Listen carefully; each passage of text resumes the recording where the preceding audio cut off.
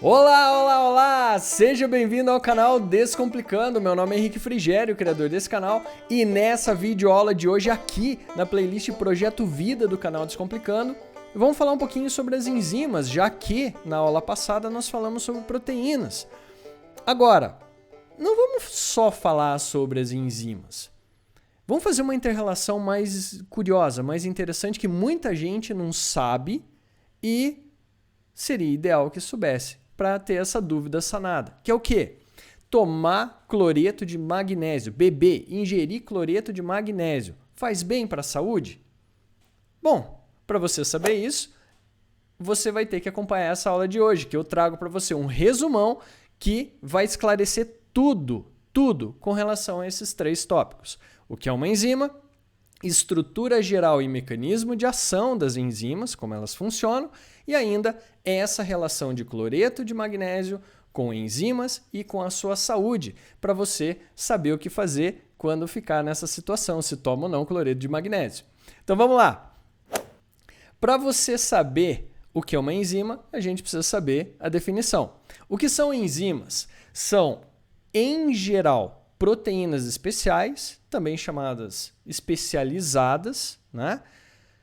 Que atuam como catalisadores da atividade celular. Como assim? O que são catalisadores, professor? Nossa, catalisadores, existem livros enormes sobre catalisadores. O que são? De uma forma ultra simples, para você que nunca ouviu falar sobre esse tipo de coisa, sobre esse assunto, e descomplicada, catalisador nada mais é do que uma molécula, um composto, que vai facilitar, ele ajuda uma reação a acontecer, uma reação química, por exemplo. Seja num tubinho de ensaio, seja no organismo, né? No organismo humano, por exemplo, ele auxilia, ele ajuda, ele facilita com que uma reação química aconteça. Essa é a ideia.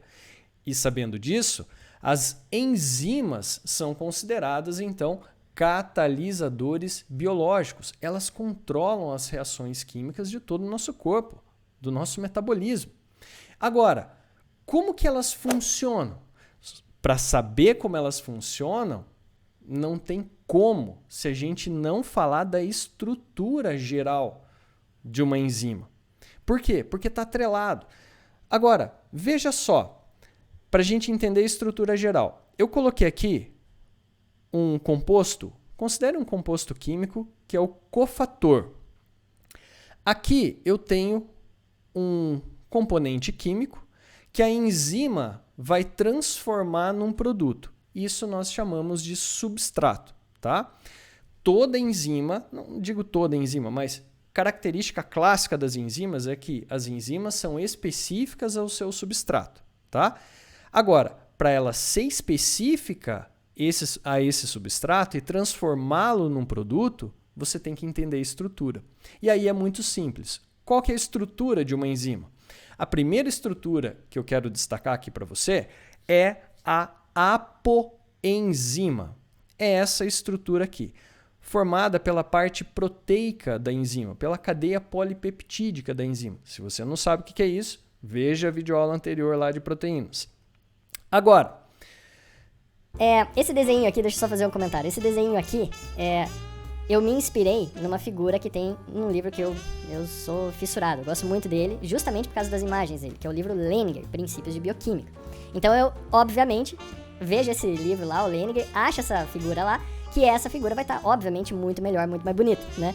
No meu caso aqui, eu fiz um desenho, digamos assim, inspirado, né? Eu fiz inspirado aquela figura que você vai encontrar no Leninger. Então aqui você vai ter a apoenzima, é a primeira estrutura. Só que observe que a apoenzima, por si só, ela não é específica a esse substrato. Então, ela não tem a geometria adequada, correta, para se ligar a esse substrato e vice-versa. E aí não acontece a reação, então ela tem que ser montada. Então, primeira estrutura, apoenzima. Segunda estrutura que eu quero destacar aqui, que está presente na maioria das enzimas, é essa região aqui, tá? Que é chamada de cofator, a região de cofator, que é onde o cofator ele vai se ligar se a enzima necessitar de um cofator. Um cofator ele pode ser uma molécula inorgânica, tá? Por exemplo, é comum que o cofator seja uma molécula inorgânica, como por exemplo íons metálicos, né? Cálcio, zinco, magnésio.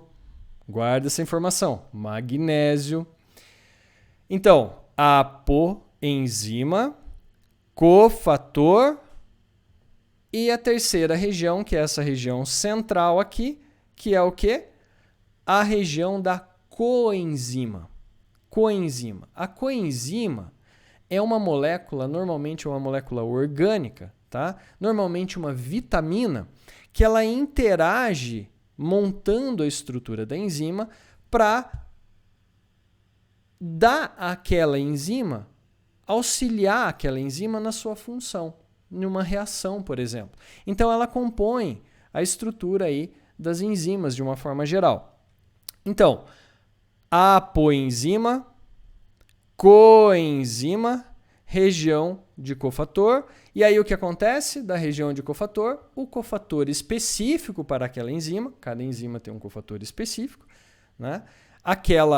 Aquele cofator específico se liga, e olha que coisa interessante, quando monta a estrutura cofator, coenzima e apoenzima, essa estrutura maior, que a gente chama de enzima, ela na realidade ela é a holoenzima, que é a estrutura formada que, olha só, cria essa situação de sítio ativo, tá? De sítio ativo, capaz de se ligar ao substrato. Então, cofator, que tem o sítio ativo aqui, ó. Cofator é um sítio diferente do sítio ativo. Cofator ligado ao seu sítio, mais o sítio ativo, mais coenzima, mais a apoenzima, é a holoenzima. E aí, consequentemente, olha lá, acontece uma interação perfeita entre a enzima com o seu substrato, formando o complexo enzima-substrato, que naturalmente a enzima daí vai facilitar a reação, transformando esse substrato num produto. Essa é a lógica que você tem que seguir. Agora, olha só, como que acontece, por que ela facilita esse processo? Qual que é o mecanismo de ação, né, da enzima? Ah lá, por que ela facilita esse processo, né? Simples. Olha essa figura aqui que eu desenhei para vocês, bem rápido. Energia de ativação nesse eixo e nesse outro eixo, coordenada de reação. O que é coordenada de reação? É o sentido, aqui no início, onde eu tenho substrato, a região de meio eu vou ter algo acontecendo e aqui eu tenho a formação dos produtos. Como assim algo acontecendo? Olha essa figura aqui. Olha essa curva azul. Essa curva azul mostra o sentido de formação de um produto através de um substrato, a transformação de um substrato, transformação produto, sem a enzima. E essa outra figura aqui, eu tenho o quê? Substrato mais uma enzima. Aí eu tenho aqui nessa região central o complexo da enzima e o substrato sendo formado. E aqui nessa região final, o produto mais a enzima. Agora veja, eles separados. Agora veja, olha o que a enzima fez. Olha aqui nessa situação inicial da curva 1. Dessa curva 1, que é azul, observe que a transformação do substrato em um produto exigiu uma energia elevada na situação inicial. Ó, energia elevada. Então, eu tenho essa energia aqui, que após essa energia ser vencida do substrato, vai acontecer a transformação do produto. O que a enzima faz? Olha o que a enzima faz. A enzima, ela diminui o quê? A energia de ativação para que uma reação ocorra. Esse é o mecanismo da enzima. Esse é o mecanismo da enzima. Esse é o mecanismo da enzima. Não é aumentar a velocidade. O mecanismo da enzima é diminuir a ativação a energia de ativação para que uma reação entre um substrato, né, e conversão no produto ocorra. E, consequentemente, ocorre em menor tempo, porque ela facilita esse processo. Leva menos tempo até atingir aquela energia de ativação lá em cima, já atinge aqui embaixo. Então, mecanismo de ação de uma enzima. Reduzir a energia de ativação de uma reação para que essa reação ocorra e, consequentemente, aconteça em menor tempo.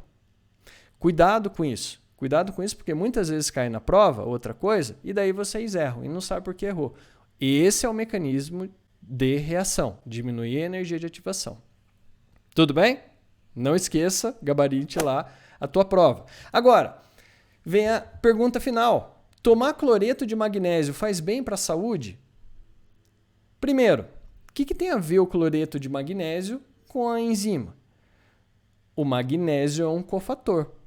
O magnésio é um cofator. Cloreto de magnésio é um sal branco, que quando você coloca na água para beber, ele se ioniza, ele dissocia, né, em Mg+ e Cl-. E o Mg+, que é o magnésio, o íon magnésio, ele é cofator. De quem? De inúmeras enzimas do nosso metabolismo. O que significa que para o nosso metabolismo funcionar de forma adequada, precisa de magnésio. Porque o magnésio faz com que as enzimas funcionem de forma adequada, como a gente viu aqui nessa videoaula de hoje. Agora, tomar magnésio, cloreto de magnésio, faz bem para a saúde? Depende. Por que depende?